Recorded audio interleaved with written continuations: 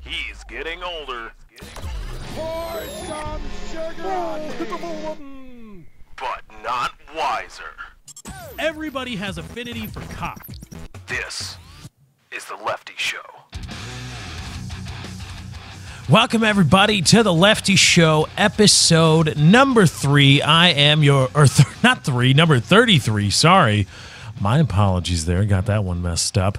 Episode number 33 of the Lefty Show. I am your host, Lefty. Glad to be here with you today. Hope to put on a good show for you. I hope you all enjoy. Thank you to everybody for watching, liking, and favoriting and subscribing on YouTube. YouTube.com/LeftyOX is where you can find the show if you want to check it out there, as well as plenty of other content. Thank you to everybody for watching there. Helping the channel grow helps the show grow. You all know that. Thank you to everybody that's been donating. I'mRaising.com/643 Productions. If you want to help out the show, all donations are graciously accepted. Greatly appreciated. I thank you all that have been doing that. Link in the description, or if you are listening elsewhere, you can just head on over to I'mRaising.com/643 Productions. That's where you can go to do that. Thank you to everybody that's been sharing the show with your friends, family, and coworkers. You say, hey, dude. Hey, dude. I hated that show. Apparently, everybody loved it. Apparently, everybody loved, like, Hey, Dude and all those Nickelodeon shows. I hated them. Give me the game shows. You know, Salute Your Shorts and, oh, geez. There was Hey Dude, and then there was that other one that was like telling scary or creepy stories. And I was like, I don't want that shit. I don't want that crap. Hate it. Get it out of here. Get that crap out of here. Give me the game shows. I want game shows.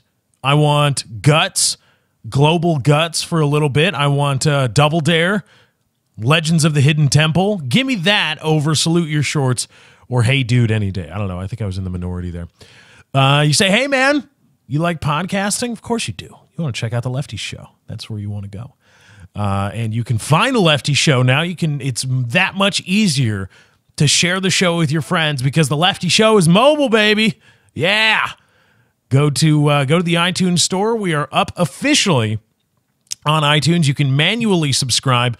Go to leftyshow.podbean.com/feed. And if you're an Android user, you can manually subscribe to the RSS feed there. I'm not sure about getting the show on Android aggregating feed aggregators. I don't know how that works.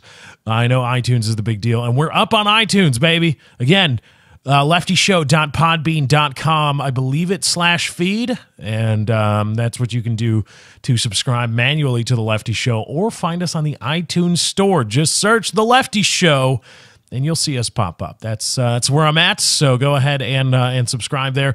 And you want to help out the show grow in a subtle way? Just download the shows and leave a rating on both the feed and the individual episodes. It will help with seeding and search results, I believe, and all kinds of stuff that I don't understand. But I've been told that the number of downloads and the ratings of the RSS feed on the iTunes store can help out. So do that, The Lefty Show on iTunes. Just go to the iTunes store and search The Lefty Show. We're there. We're there. Get used to it. We're there. We are debonair. Get used to it. I don't know. But yeah, we're on iTunes. So you can take us with you wherever you go on your mobile devices. Lefty Show on iTunes. Share me with your friends. That's a great way to help out the show, and I greatly appreciate everybody that's been doing that. It's keeping us afloat, keeping us going, and the show's been doing really well. So thank you to everybody that's been whether liking and subscribing on YouTube, again youtube.com/LeftyOX, or sharing the show, or donating, or subscribing on iTunes and downloading all the episodes and leaving ratings and whatnot. Thank you all for doing all the stuff that you do to help the show become what it is as we continue forward. Onwards and upwards. We're going to do a little news today, and perhaps later in the show, would you rather, if that catches your bag, so to speak. And I've been reading Adam Carolla inspiration for this show. I've been reading his new book, President Me, out now apparently on the New York Times bestseller list. And it's, I like Adam Carolla as a comedian, as a podcaster. Obviously, I didn't listen to any of his radio stuff, but I'm sure that was great, despite the lack of curse words and risque content on FCC governed radio channels. But it's weird reading a book by somebody you to some extent admire, and you read and hear about their views on things. President Me is a more political book, but it's got a lot of comedy written in there. So I mean, there's things that there's comedy bits veiled as political platforms, and I'm down with that. I'm like, oh, okay, it's pretty. I'm enjoying it thus far, but there also is some politicking going on within the pages of President Me, and they're not all things I agree with, and it's odd because when you like somebody or something,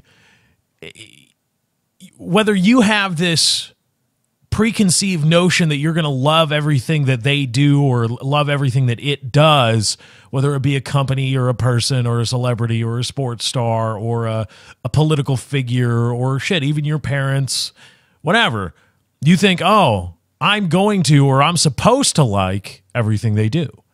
I'm supposed to be fucking A right, man. Yeah.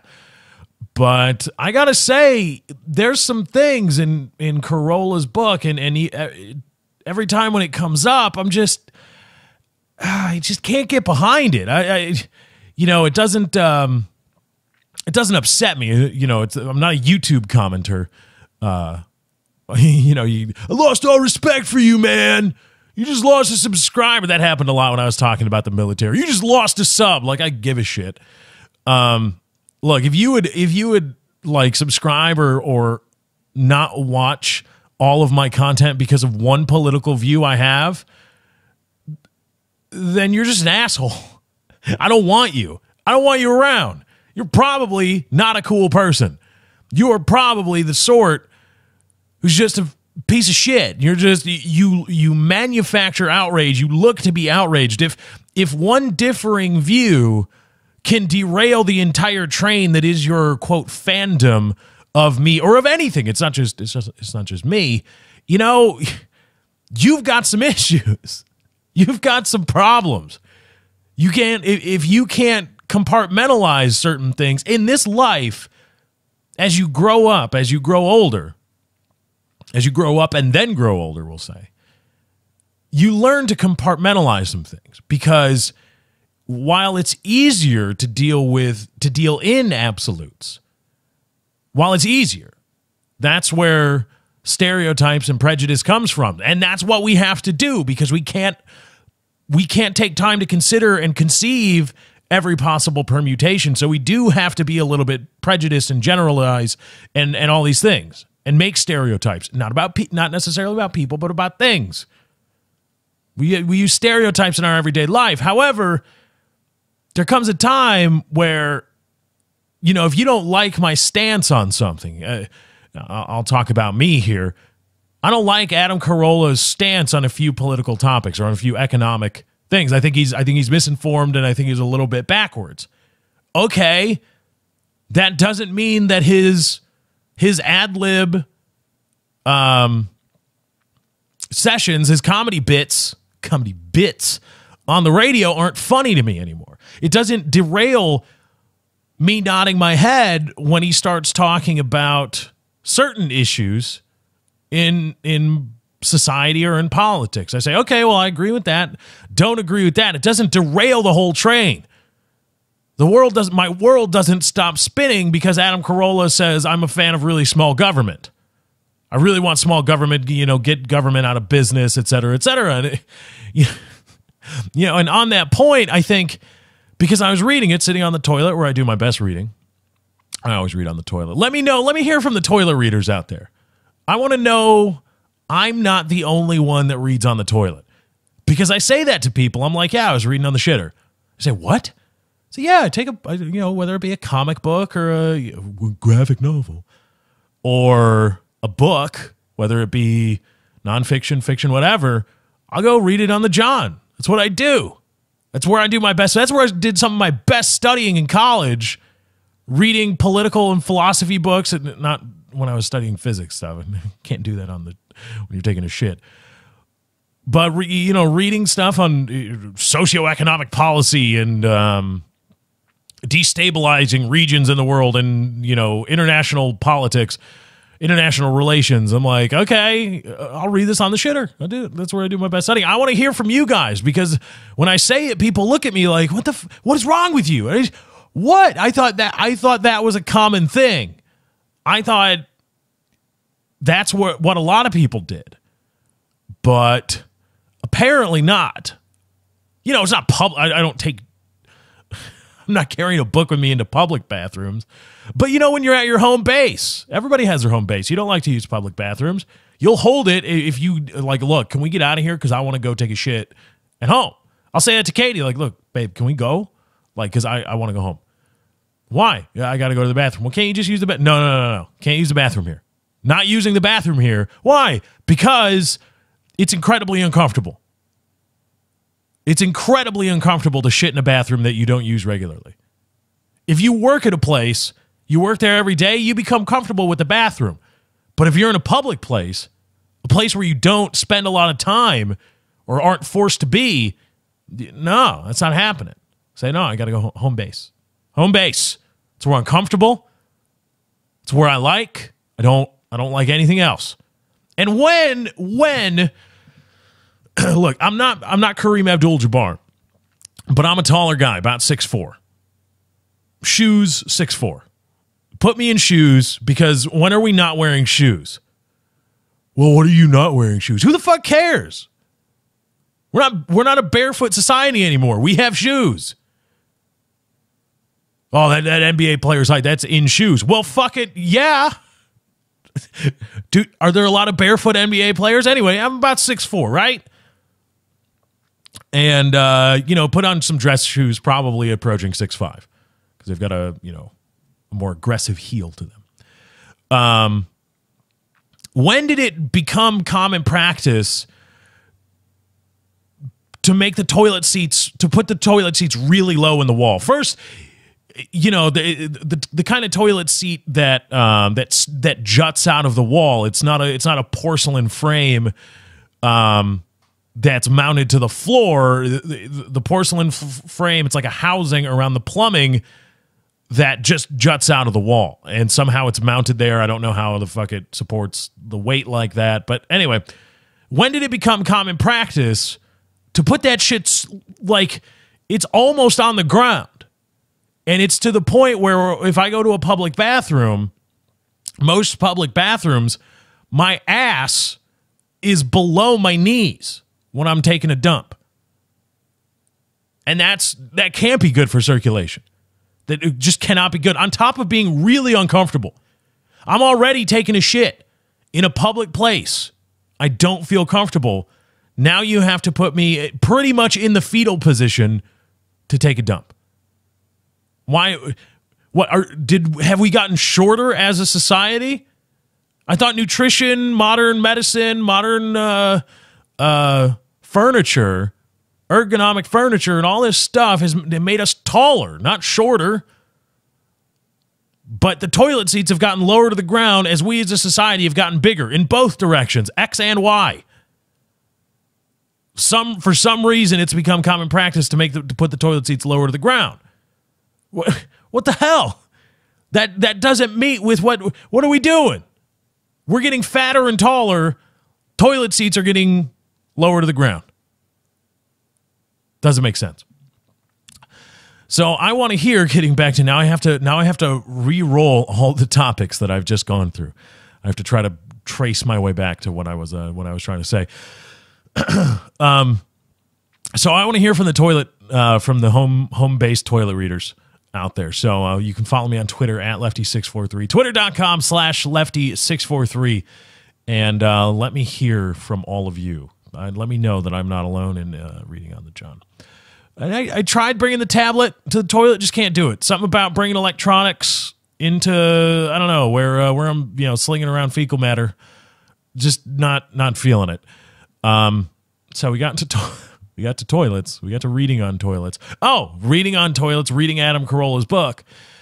And, he talks about small government, get the government out of business. And this is in the wake of Walmart employees going on strike nationwide in an effort to demand higher wages. Seattle raising the minimum wage over the next couple of years to approach $15 an hour minimum wage. And it's a very polarizing topic. Everybody's got an opinion on it, and you can tell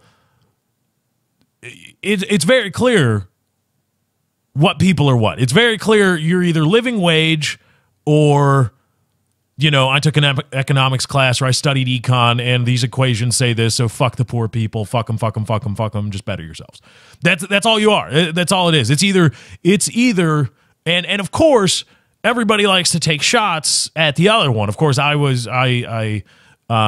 revealed my own bias there and how I build the anti-minimum wage guys. But everybody does that, right? If you're pro minimum wage or pro livable minimum wage, then you're a hippy dippy weatherman, and you're driving your VW Bug powered by biodiesel, and you don't know anything about anything, and you want everybody to be rainbows and gumdrops, et cetera, et cetera. Whereas if you're anti minimum livable wage, you're a cold-hearted elitist who would never even think to work or even live on a level even approaching a minimum livable wage.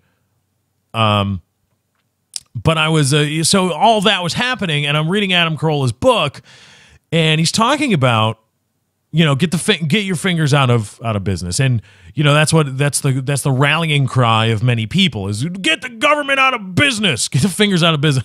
I didn't say it was government fingers, just get your fingers out of get the government fingers out of business is the rallying cry for many people, and I know this guy is not a fan of the minimum wage, and very clear entitlement, etc. And I just want to ask, these people, when I see a rich guy, Adam Carolla, rich, successful, certainly hardworking, when I see a rich guy who says, just pull yourself up by your bootstraps, the government shouldn't be helping you out, the government should not be securing your business, should not be securing your livelihood, that's up to you. And I say, oh, okay. And I hear it a lot, guys like, I'm assuming Rush Limbaugh is on a similar tilt, and many other people, many other pundits, many of whom have radio shows, and that's the key. And I just think, and I remember sitting there reading it, and I thought, Adam, I wish I had a call-in button to his show, and I want to, Adam, or Mr. Carolla, I get what you're trying to say. I get the idea of, look, our whole system is about to be fucked really hard. We can't be expanding entitlement programs and spending more money that we clearly don't have while we're spending billions, hundreds of billions, killing brown people and slinging missiles and stuff at terrorists, supposed terrorists, etc. We can't be doing it. We just can't do it. The system won't sustain. And I think, yes, all right, yes, that's very true. And being reasonable about using the government as a cushion for the poor or as a cushion for the lower class, it needs to be reasonable. You can't just say, give them whatever they want. Give them a blank check to support the poor. I get that. I would not argue that, and the people that even think to argue that are morons. But, you say the government, people say a lot, I'm not necessarily speaking to Adam Carolla here, but you hear it a lot in, Rush Limbaugh, and I'm sure if there's any other right-wing conservative, economic conservatives on the radio, you hear that a lot. Say, oh, the government shouldn't secure your livelihood, shouldn't secure your business. They say, oh, okay.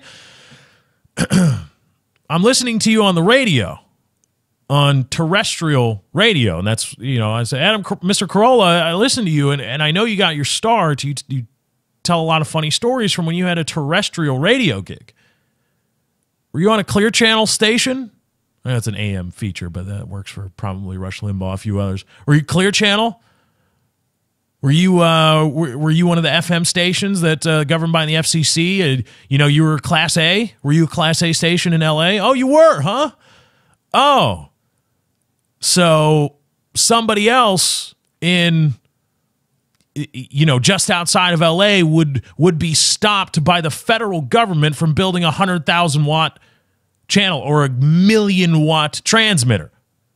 Or in Tijuana, the federal government would have something to say in Mexico or to Mexico if I went down to Mexico in Tijuana and built a 1,000,000-watt transmitter to interfere with your signal, your voice, your business, your livelihood.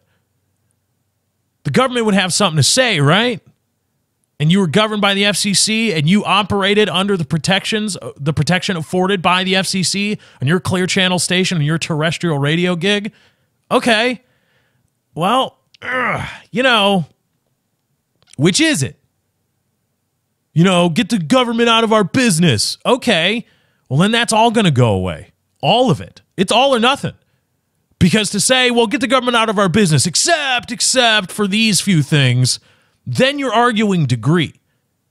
You're not arguing whether the government should interfere in business. You're arguing the degree to which government should interfere with business. So don't say the government shouldn't be involved in your business, because if the situation or if the scenario is just right, you would say, yes, the government should get involved. Yes, the government should shut down that 1,000,000-watt transmitter in the valley. Yeah, shut it down because it's interfering with my voice, with my livelihood. Yeah. No. Keep Clear Channel radio. Make sure that place in the Upper Peninsula of Michigan has to shut down at night so that the waves don't bounce off the ionosphere and start fucking with my signal out here in LA. Make sure that nobody west of the Rockies is operating on this channel. Nobody west of the Rockies. Make sure nobody east of the Rockies is operating similarly on this frequency. And that's all okay. All right. Well, now you've made the argument about degree. Now it's degree, and you don't get to say, one, get them out, two, to this degree. You don't get both. You say, I want it reduced. Okay. Now somebody else, now we all get to have a discussion about degree. And, hypocrisy and the ability to be hypocritical is, if not virtuous, it's certainly something that, gives spice to being a human. Hypocrisy is garnish for life. It's got a negative connotation, and for good reason, hypocrisy does. But if none of us were hypocritical, if nobody on earth, no human was hypocritical ever again, I say what I mean, and I mean what I say, no longer do as I say, not as I do, that no longer holds any water, and nobody even thinks to utter it. Humanity, existence, and discourse would be so bland. Everybody likes to say, get rid of hypocrisy. Kill hypocrisy. Stop with the hypocritical governance. Stop with all this stuff. But there's a lot of people. Hypocrisy is to discourse what inefficiency, reasonable inefficiency, is to job creation. Put that on the SATs. Because if everybody was so clear in what that nobody ever acted hypocritically ever again, human discourse would be that much more bland.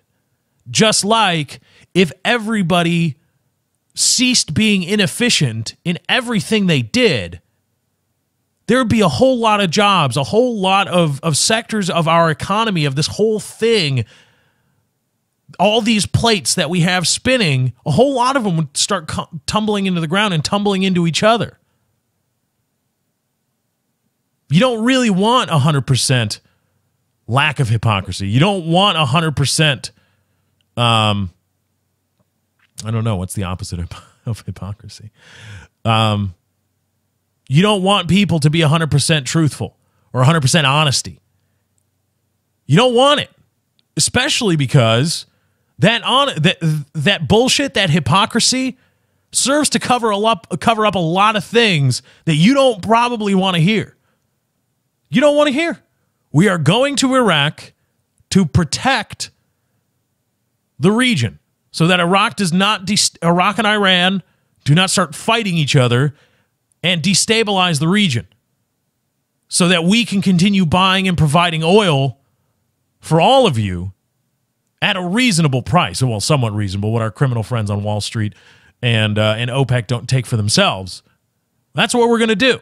That's why we're going to war. Oh, okay. Well, no, we're going to war to secure freedom and all this other bullshit. Hypocrisy is a spice of life. Not all spices are nice in every context, but it does provide for some interesting discussion. So I put it to you, Mr. Adam Carolla. Get the government out of your business. The government shouldn't be telling you how to run your business or what to pay your workers. You want to make that argument? Okay. The government's not going to protect your Clear Channel terrestrial radio gig anymore. If somebody can build a bigger, badder omnidirectional radio tower, well, you're just fucked. What are you going to do about that? And there's no run into courts. Courts aren't going to, no, fuck that, because that's an arm of the government. You can't do it. Penn and Teller, actually used the American court system to enforce copyright on a process, on a magic trick, to enforce trademark. And I said, well, Penn, you're like a really, really big, you're 6'8", and also you really enjoy being an economic libertarian or being a full-on libertarian and saying, no government, no government, no government. But when you've got an axe to grind, when you've got a personal axe to grind because somebody's figured out how to do your trick and is doing it themselves, now you know, where's the government? Get in here and fucking get them, protect me, protect my personal private business. That's what you're saying, Penn Jillette of Penn and Teller, when you use the court system to attack and injunct some guy and prevent some guy from supposedly infringing on your copyright or trademark. By the way, trademark and copyright, that's government securing business efforts. This whole country was founded. It's in our founding document, the government protecting business interests. The 3/5 compromise was this country. It's the concept of original sin. This country was founded in part on the principle that the government, the federal government and state governments, will intrude into business, right or wrong, for better or worse. It's in this country's founding document that government has a say in protecting business or stopping business. That's where it is. And so when I hear these ultra-conservatives, or not ultra-conservative, when I hear people speaking against government intrusion into the private business sector, I can't help but think, and maybe it's me, I look and I say, oh, Adam Carolla, you had a terrestrial radio gig. Penn Jillette, you're using the courts to hammer some guy, and it's probably everywhere. Rush Limbaugh. Dude, you're famous because of terrestrial radio, which is the federal government said this is ours, because the federal government is the people. By the people, for the people, blah, blah, blah, blah, blah. The federal government said these radio frequencies, once we discovered how to do that, the federal government said, that's it. This is ours. And we, the people, by way of the federal government, are going to make sure that this is not dominated unfairly. This isn't the Wild West. So we're going to set up rules, very specific rules, like how much wattage or how much power can be going to the tower after the last amplifier. Down to that level, we are going to regulate this business and make sure that people have a voice. And we're just going to hand out VHF and UHF channels. We're just handing them out. CBS, ABC, NBC, here you go. Here you go. Here it is. You get VHF, you get UHF. You've got TV. You are in the TV radio business. Here they are in these cities just for you, and they're all yours. All yours. You don't have to bid. What do they cost? $1? They're just yours. Same thing. Incentivizing expansion into the West. Well, it's going to cost money to go out of the West. The federal government says, all right, you lay the track and you get 100 miles right of way, north and south, on both sides, both kinds, country and Western, north and south, or a little bit east and west, if you had to turn around something. You get that. That's all yours. Oh, okay. Oh, yeah. All right. 3/5 compromise, as dastardly as it was, as backwards and archaic as it was, even at the time. Yes, the 3/5 compromise. Say, hey, I've got these. What are we going to do here? This is the government saying, all right, here's how we put businesses in a good position, is by saying, look, you can get them to vote. You are going to make plantation owners, slave owners, immensely powerful, immensely more powerful than the individual citizen, because that slave owner now controls his vote and 3/5 of what would normally be the votes of all of his slaves. Government has been in business since time immemorial. And it's gotten you your terrestrial radio gig. It's gotten you front and center stage in Las Vegas. That's what it's gotten you. But now, now, surprisingly, now that you've got a 7-figure bank account, at least, now you've got things to say about the government intruding upon your business, intruding upon private industry. Oh, okay. All right. I see how that is. I see how it rolls. So, getting back to the original point, despite having such a fundamental disagreement with one aspect of Adam Carolla's politics, I'm not burning his book, I'm not deleting his podcasts off my hard drive. The guy's still funny. The guy still puts on a good show. And when he starts talking about things that I disagree with, I can at least appreciate that he's trying to articulate and trying to push humanity and society forward. One, in a comedic way, I can appreciate him trying to make it funny. And two, I can appreciate that he's doing what he thinks is best to move society forward and to say, look, I think this needs to be fixed. Is he open? I don't even know if he's open to discussion. That's not even the point. It doesn't derail everything. I don't completely shut off. I don't completely shut down. And I think a lot of people do, though. And it's kind of, it's just how volatile, I want to know what kind of life these people lead.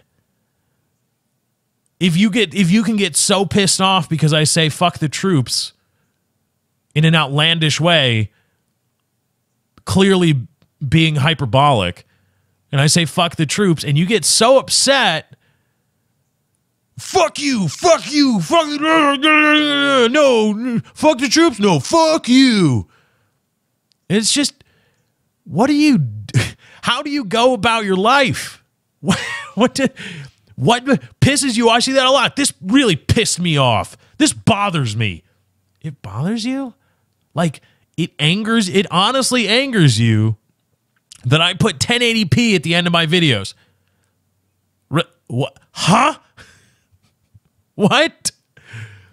Some guy has honestly, not like he's angry at me, but he says it's bothersome to him that on gaming content that it is at a 1080p resolution that I upload to my YouTube channel, I put in parentheses at the end of the video title, 1080p this game, whatever it is, right?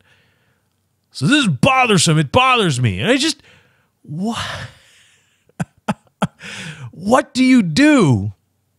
How do you live your life without being bothered by stupid bullshit like that? That kind of existence must be torture. It must be awful to lead that life. To lead a life of titles of YouTube videos can piss me off. Okay. All right. Not because they're outlandish, not because they're trying to lie to me, not because they're doing anything personal to me, but because it says the video resolution, the title contains the video resolution. And that bothers me. And that pisses me off. What the wow. All right. Just let it go, man.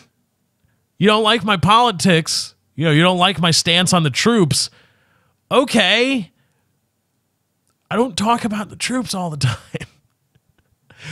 I don't know. There's a whole lot of issues here. Everybody, on top of which, this is absolutist in and of itself, but many people tend to deal in absolutes, and it seems that they can't even divorce themselves from that. And it's just, what?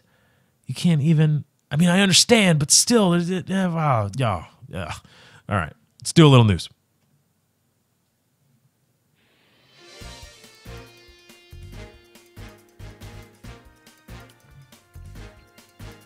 All right, it's the news, baby. We got some things to talk about. We're going to talk about police, and not in not necessarily in a bad way, but we're going to talk about how dangerous it is to be a police officer. There's some strippers that are drugging people in New York City. It's pretty good con artist shit going on in NYC. And Teachers as Heroes is going to make an appearance in the news as well. So plenty of topics, maybe a little Pakistan stuff. A little more news coming from that part of the world. So it's the news with Lefty. Let's get into it. As from ABC 7 Eyewitness News in Los Angeles, the deaths of 2 Las Vegas cops on Sunday raised to 23 the number of law enforcement officers killed this year by gunfire across the country while in the line of duty. A 53% increase compared to the same time last year, according to the National Law Enforcement Officers Memorial Fund. That is a stark contrast to the same time last year when firearms-related shootings accounted for 15 deaths, the group said. Spurred by anti-government and white supremacist groups, the group said law enforcement agencies around the country have sounded the alarm, saying the recent Las Vegas shootings highlight the increased potential for police officers to be ambushed. Quote, "This is an alarming trend that we cannot allow to continue," said Baltimore County Police Chief Jim Johnson, who chairs the National Law Enforcement Partnership to Prevent Gun Violence. "We are outraged that more has not already been done to prevent the senseless killings of citizens and law enforcement alike. Our nation must make it a priority to prevent dangerous individuals from acquiring guns and inflicting such grave damage on others. Enough is enough." Yeah. Now, here's the deal, right?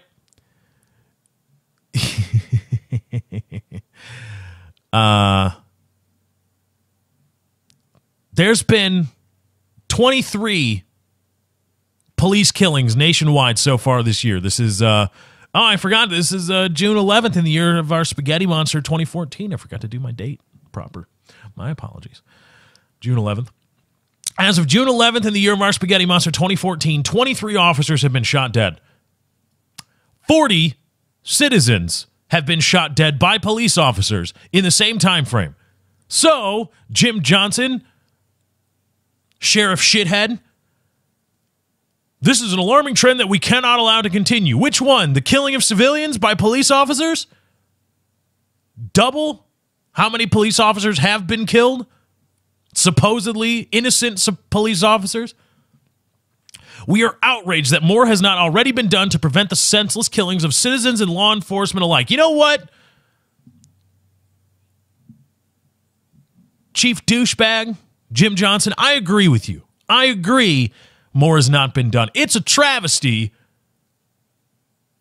that a nationwide, our collective nationwide police force has been allowed to murder 40 citizens and get away with it. Where are the reforms to policing? Where are the reforms? You say our nation must make it a priority to prevent dangerous individuals from acquiring guns and inflicting such grave damage on others. Enough is enough. I fucking agree. Jim Johnson, asshole cocksucker. I agree. Because we need to do something about the dickless shitheads who are signing up to be police officers and given guns and badges and arrest power and body armor and $2,500 AR-15s and a shotgun strapped to the dash. We need to do something to prevent people who would go out and murder innocent citizens without any form of due process, without any reasonable attempt at subduing in a nonviolent way these supposed criminals. We need to do something as a nation to reform how we police ourselves, because we're pretty much midway through the year at this point. 40 civilians murdered by police, and it's fucking murder. It is murder. Doesn't matter that it's state-sponsored murder. It's murder. 40 civilians murdered by police. That's a travesty and cannot be allowed to stand. I agree with Jim Asshole Johnson, Deputy Cuntbag Chief of Police Cocksucker, that enough is enough. We need to do so. Hold on. I'm getting in my ear now. Baltimore County Police cocksucking douchebag asshole fuckface Police Chief Jim Johnson was not talking about police reform, was not talking about hiring better police officers that would be less likely to murder civilians. He was talking about civilians not being able to get their hands on guns. Odd that the head of a police anti-gun lobby group would say, no, we're not the problem. It's the civilians that are the problems. We need to stop them from killing law enforcement. All right, here's the deal, right?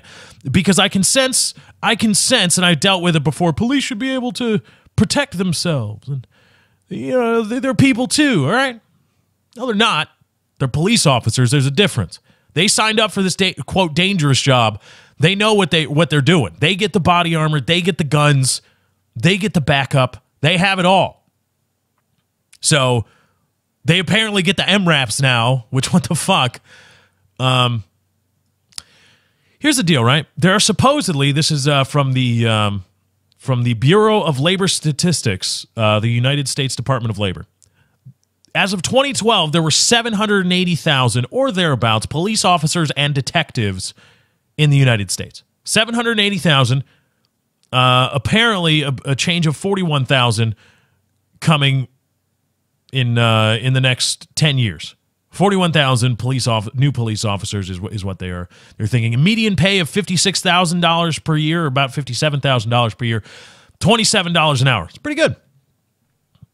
Entry-level education, high school diploma or equivalent, and you get a gun. Woo, baby. Yeah. Fuck it, let's give them guns, man. I graduated high school with some shady motherfuckers.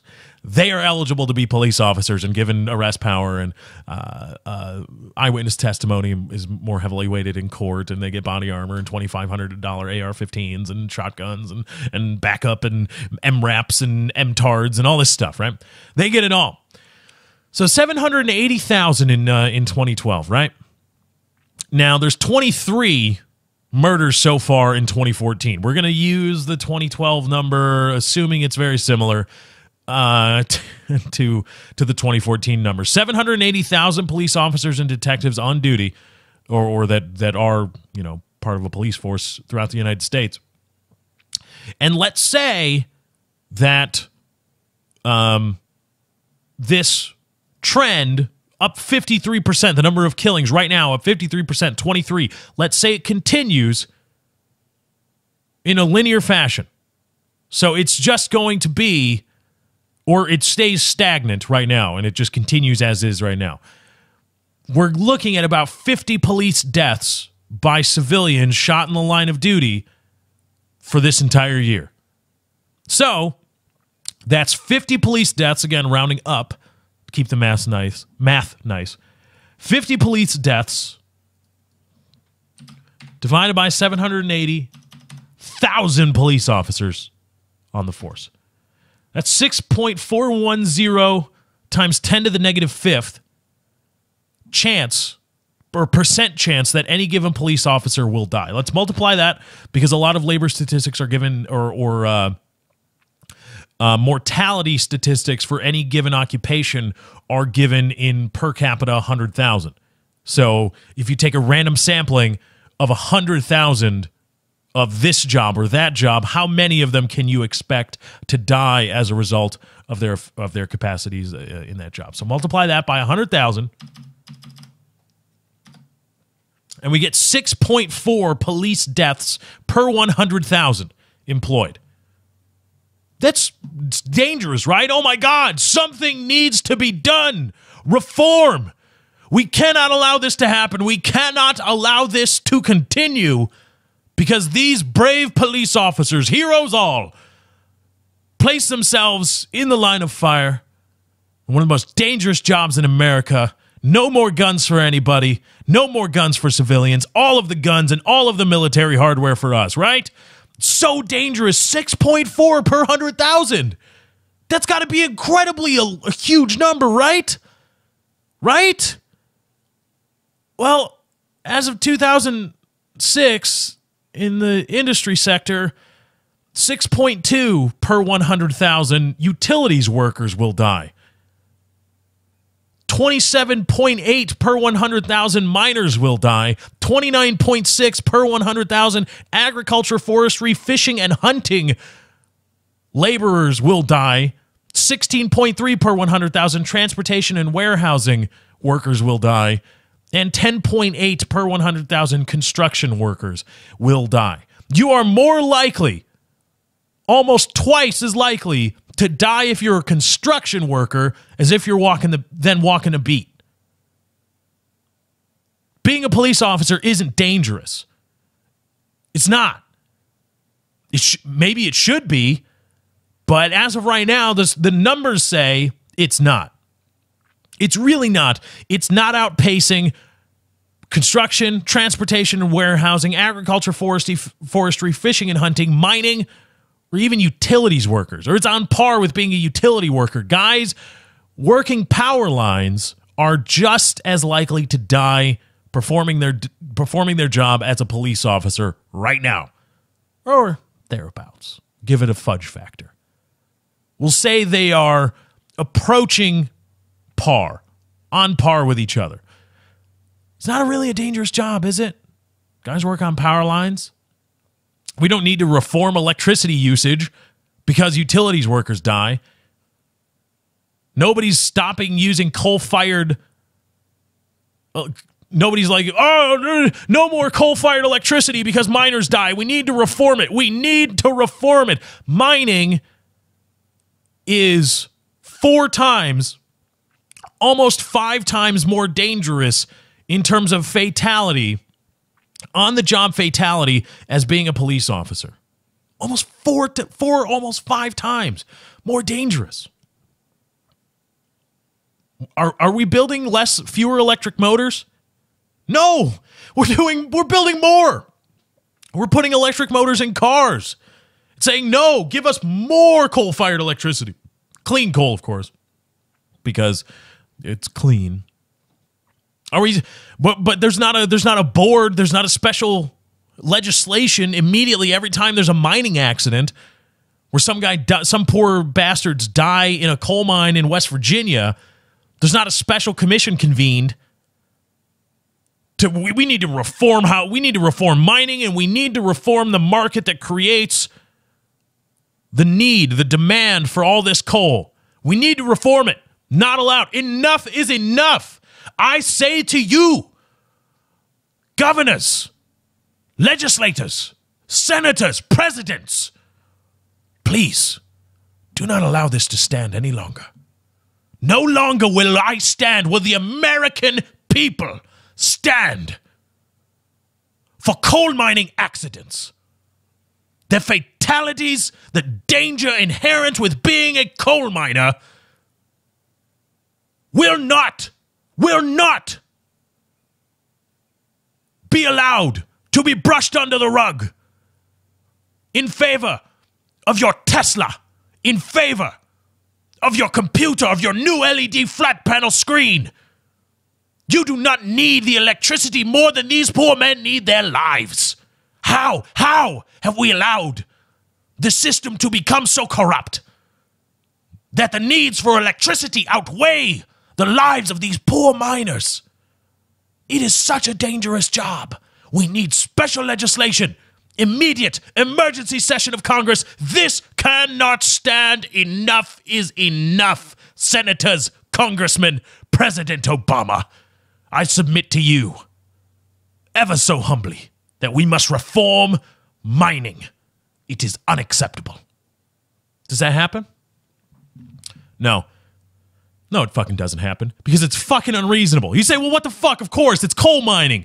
It's dangerous, but we need it.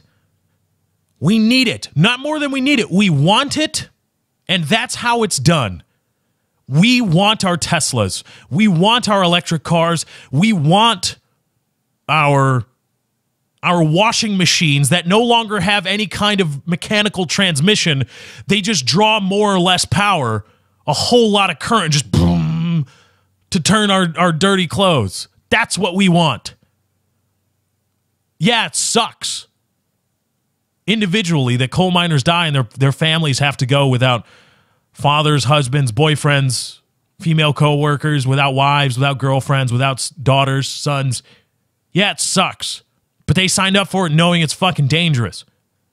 Every time there's a coal mining accident, there's not an emergency session of Congress to try to reform and say, well, no longer can you buy electrical stuff because that's creating a market that creates this need that puts these people in danger. That doesn't fucking happen, does it? No. They know it's dangerous. And they do it anyway. Police officers sign up, they get the badge and the gun and the body armor and the power. And they know it's dangerous. And yeah, they die. They murder more people than they get murdered themselves. Maybe we should look there first instead of emergency legislation, trying to get legislation passed on, oh my God, we got to save police officers. They're fine. In fact, they could probably do with a little bit more danger and death. Put them a little bit on edge. Say, hey, deputy dipshit, if you start fucking with some guy, he might draw down on you and blow your brains out. Maybe you shouldn't fuck with people. Maybe introduce a little more danger, not less. And playing into that, after a school shooting, recently a school shooting in Oregon, there, again, people are beating the anti-gun drum, beating that we need legislation to reform, we need gun control, gun control, gun control. The Second Amendment is, and of course the pro-gun people are saying, Second Amendment, don't tread on my rights. Praise be to Dale. And yeah,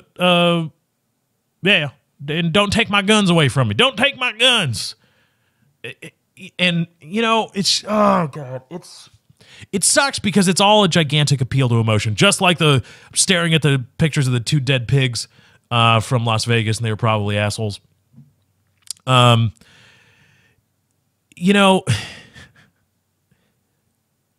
When we're talking, here's the reason I see this a lot. I'll attack it from this angle. I'm trying to think off the cuff how to attack this problem or how to display it. And I've seen people from outside the United States ask, what's the big deal with guns? Why are a certain section of Americans so hardcore about retaining the right to buy and possess firearms of many kinds? The specific kinds don't matter right now. And this is why.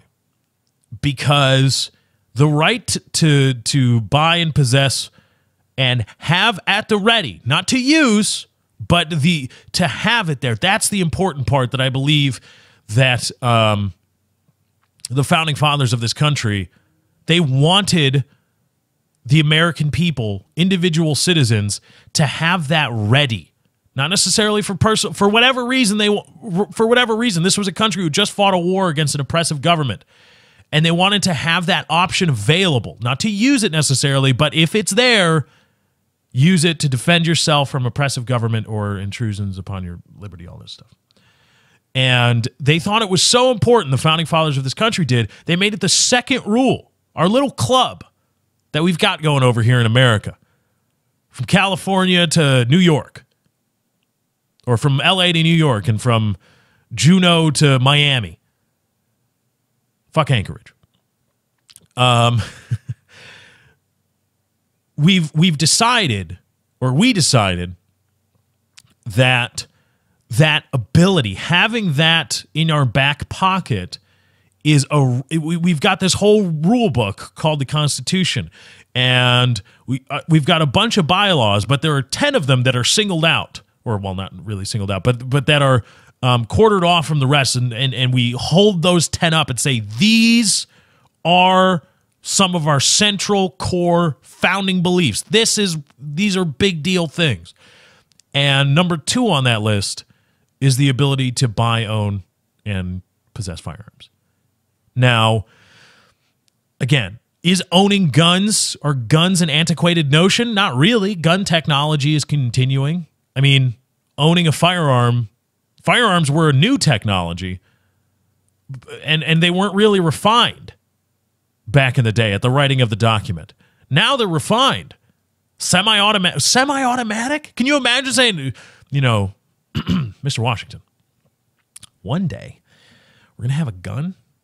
Imagine, you got this pistol in your hand, right? Yeah, but it sucks because you fire it, and then you gotta clean it, and then you gotta put the pour the stuff in. You gotta tear the bag, pour the stuff in, put the ball in, plunge it down, pack it tight, and then they're not all machined properly, so you don't know where the fucking thing is gonna go. You have no idea what's gonna happen in the future.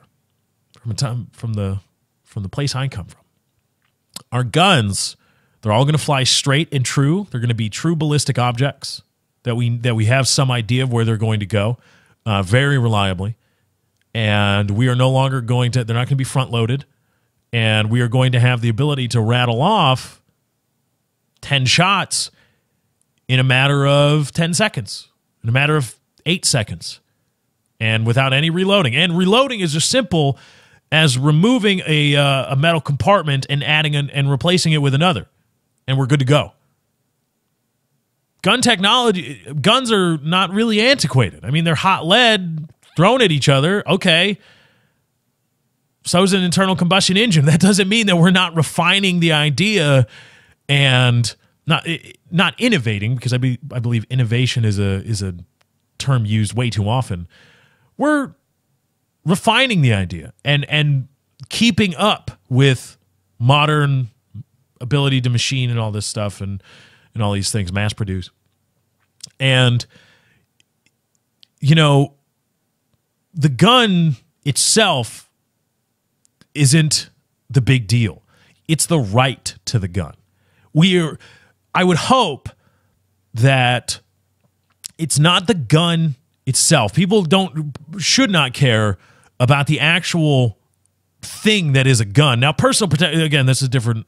The biggest argument to me on why after a school shooting, after all these shootings, using fear and emotion to leverage legislation that further constricts abilities to buy, own, and operate firearms is that, to me, you're affecting the rights. You're using fear and emotion to constrict rights.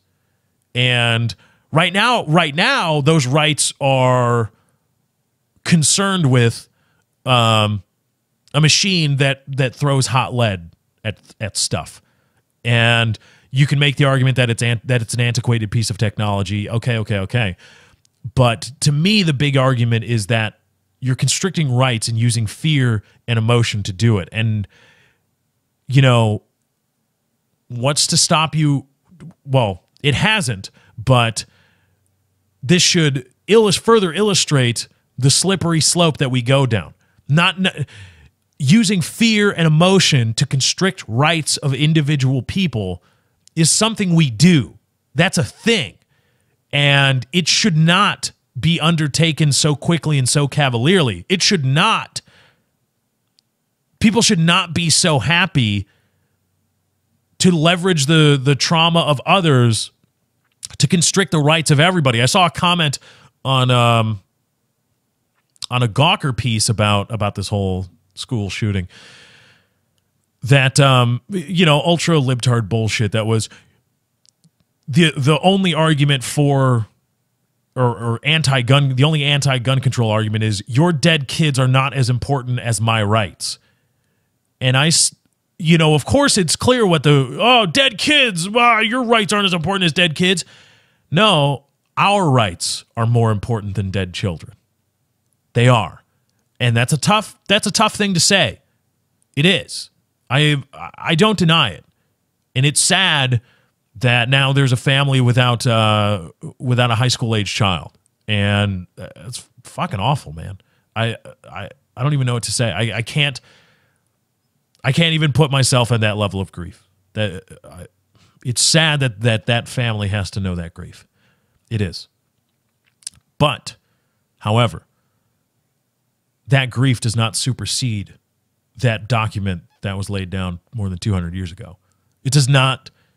It should not be. That grief should not be used as muscle to constrict the rights of well-meaning and completely innocent citizens. Because once you do that, once you signal to legislators, once we the people signal to legislators, hey, yes, you can do this. You can leverage our fear and our emotions to constrict our rights, especially as applied to guns.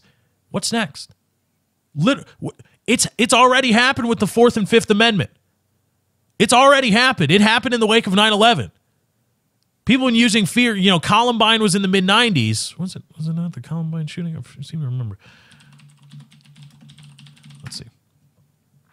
Yeah, it was in the 90s, late 90s, 1999.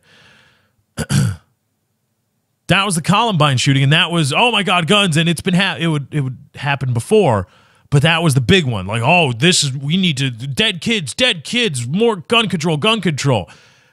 And people said, I'm sure even then, hey, if you allow fear and emotion to be used to constrict your individual liberties, one of the second on the list of 10 important things, 10 really important things that a bunch of slave-holding tax dodgers thought, you know what, maybe these are good ideas so that we don't have to deal with this bullshit again, thought were really good ideas. What's next? And then September 11th happened, and all of a sudden we get the Patriot Act. And now some guy's feeling my balls without a warrant before I get on an airplane. Now the war on drugs, nonviolent, now it's illegal to carry amounts of cash with you. Legal U.S. tender, it's illegal, and you can't be stopped and confiscated and have your cash confiscated just because. This is why, at least I, and I hope many other people, will fight against gun control. Not because it's about the specific thing. It's about the rights to the thing. It's about ownership, and it's about individual liberty. And what's more, I don't believe, look, if you think that it's a really antiquated notion, the Second Amendment, and you want to get rid of it, there's a way to do that. Do it.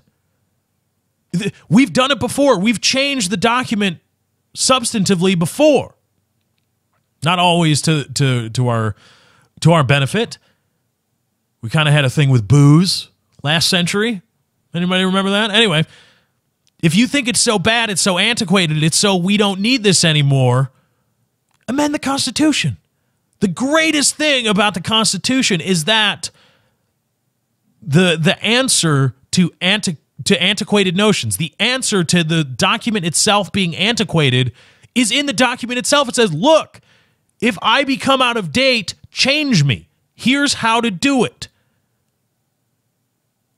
But if the legislators won't go through with it, if society won't let it go, won't let it pass muster, Well, then guess what?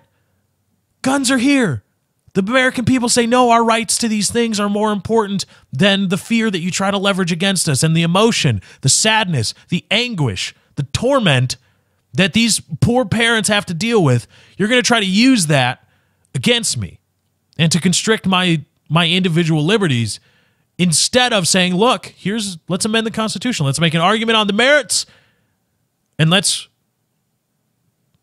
amend the Constitution. Let's do it. 2/3. Let's get it done.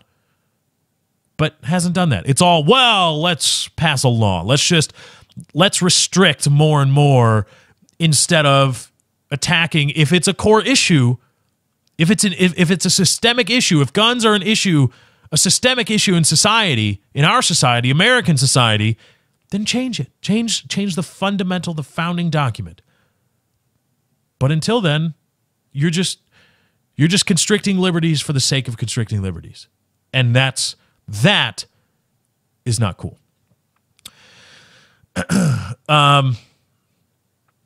This is a story from Pakistan. A man murders daughter from wearing makeup. A heartless father killed his teenage daughter merely for applying makeup. According to police, 13-year-old Rimsha went out of her home after wearing makeup, upon which her father got infuriated. The girl was stabbed several times by her father. So that's it's Pakistan news for you. And to wrap up this story, this is from AP Newsbreak. Federal authorities say strippers were drugging rich men in New York City. Dateline New York. A crew of New York City strippers scammed wealthy men by spiking their drinks with illegal synthetic drugs, then driving them to strip clubs that ran up tens of thousands of dollars on their credit cards while they were too wasted to stop it, authorities said Wednesday. A banker and a real estate attorney were among 4 victims who lost at least $200,000. None was identified by name in court papers. I got a few questions surrounding this. Number one, the woman being led away in handcuffs in this picture on Yahoo News is just, that's a stripper? I mean, there's very clearly no makeup. Her hair's not done. She's wearing a shitty t-shirt. I get that, but there's not a lot that you can do to that face. And there's apparently rich businessmen to the tune of $200,000. 4 victims, $200,000. That's a shit ton of money. And they're hanging out with this. First, where do you hang out with strippers and then the strippers say go to the strip club? Where do you meet them? What, are you hanging out at like Walmart or something? Like, oh, hey, I'm a stripper. Oh, okay, well, let's go to the strip club. Let's drink and then go to the strip club. It's just, what the fuck are you doing?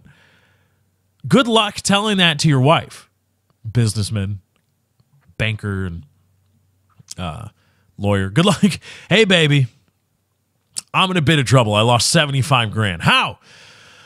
Well, you see, I was at a drinking establishment and they ran up some credit card stuff. They erroneously charged my credit card.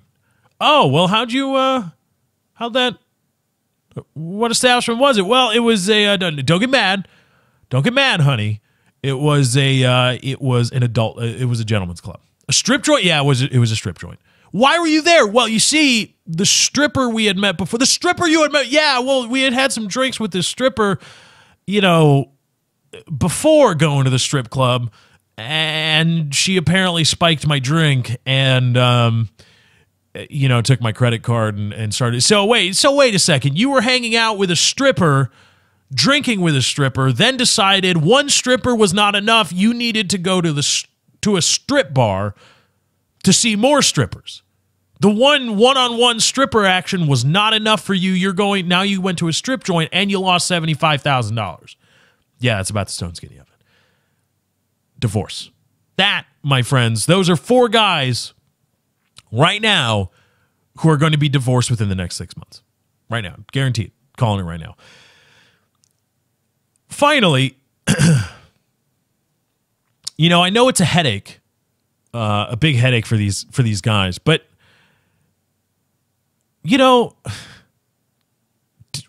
whatever, $50,000. Those are some ballin' ass credit cards if they can advance tens of thousands of dollars on them.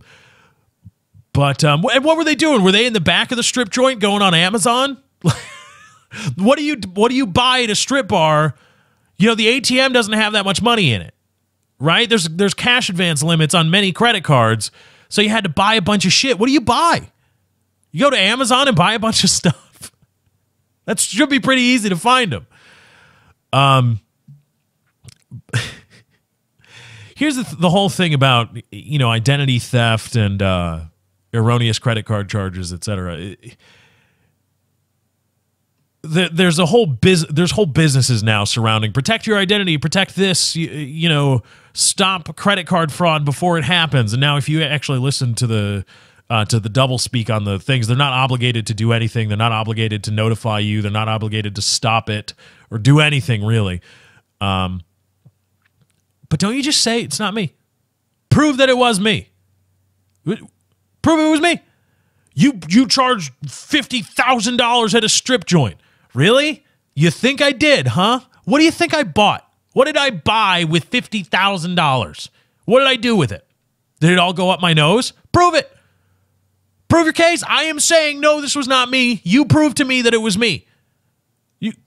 What? Oh, it was my card? My card was stolen by this fucking whore stripper who's trying to screw me out of tens of thousands of dollars. That's my story. What do you got? What? My card was run. Okay. What does that mean? That means nothing. There's such a, my point is this. We in our society have accepted such a low burden of proof for allegations, right? No longer it's, oh, you were convicted of rape. It's, you were arrested for rape charges. Rapist! Jameis Winston was investigated and cleared. Never arrested. Never even arrested on rape charges. Now he's a rapist. What? What? Come on. Like, look, I get OJ did it. We all know OJ did it. OJ even fucking wrote a book that was like, if I did it. Basically, I did it. We all know OJ did it. We fucking all know. Okay, once you get to that level, we know George Zimmerman. We all know George Zimmerman murdered Trayvon Martin. We all know that. We all know he's a gigantic piece of shit. He was cleared, not guilty of it, but he's just a gigantic piece of shit. We know OJ is, at best, a gigantic piece of shit, if not a murderer. But in our society, we've accepted, and it's everywhere, such a low burden of proof. You know, you charge $50,000 at this strip bar. Okay, what did I buy? What did I buy? I say it's not me. You say it is me. You say, American Express, I owe you $50,000 because I bought a $50,000 lap dance at a strip joint. Prove it. I say no. I say that wasn't me. Prove it. Wow, I need to protect your identity. No, it's simple. That wasn't me. Here's my story for what happened. Prove it. What do you got? And you know what? If it actually happened, it's proven. It's provable. We saw it with Woody.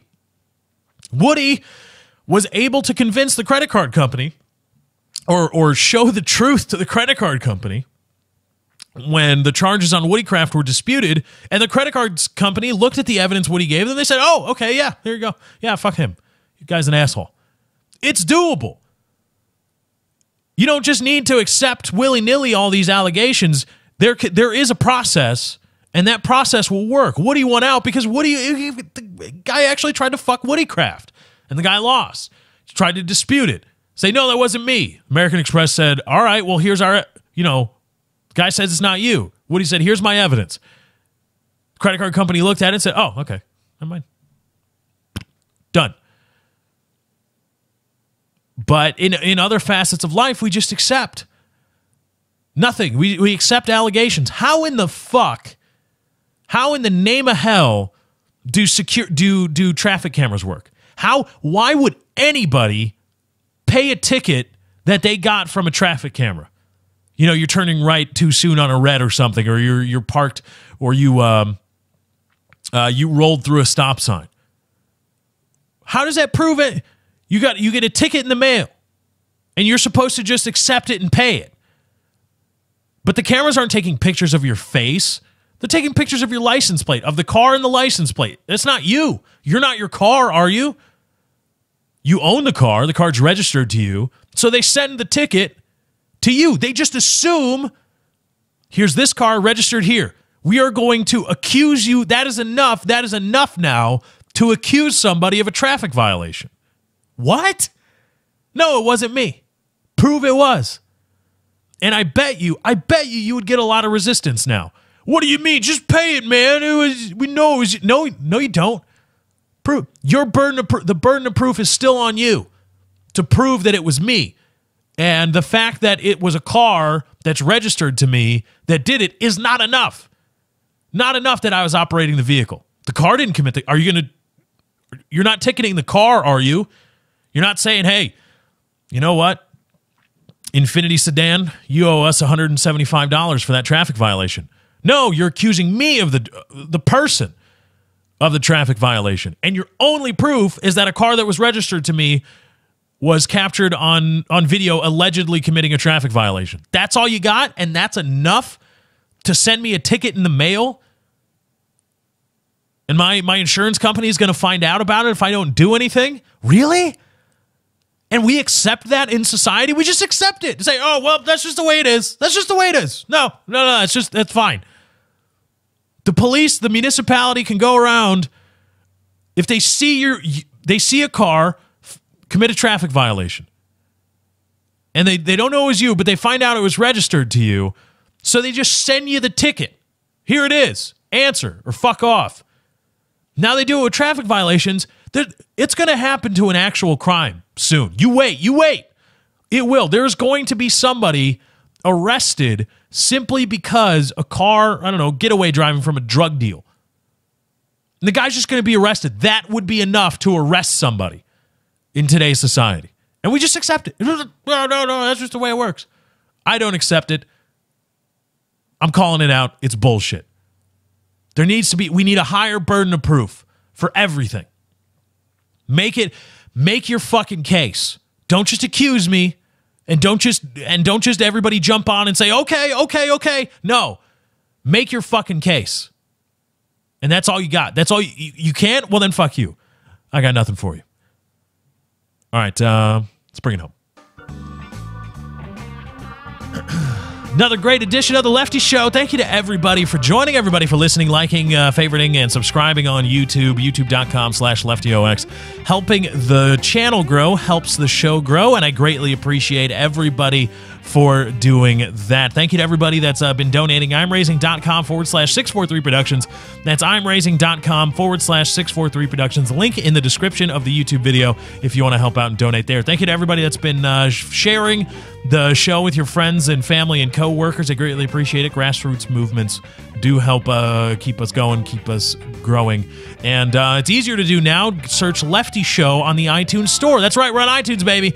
Podbean or leftyshow.podbean.com is the RSS feed. Go to the iTunes store, search The Lefty Show. Subscribe, download, and rate. All appreciated. That's my time. I got to get out of here. I'll catch you guys next time. Thank you for joining. I hope you enjoyed. I'm out. Bye.